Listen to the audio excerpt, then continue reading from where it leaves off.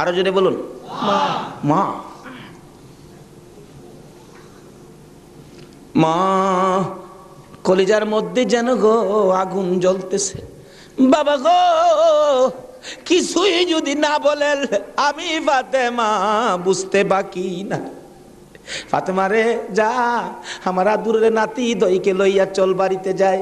ফাতেমা একটু পরে পরে চোখের পানি মুছে, মাবুদ আমার সন্তান বুঝি কুরবানি কবুল হয়ে গেছে। আমার আল্লাহ কই ফাতেমা রে, সন্তানের জন্য মায়ের দোয়া আমি আল্লাহ কবুল করেছি। লম্বা ঘটনা।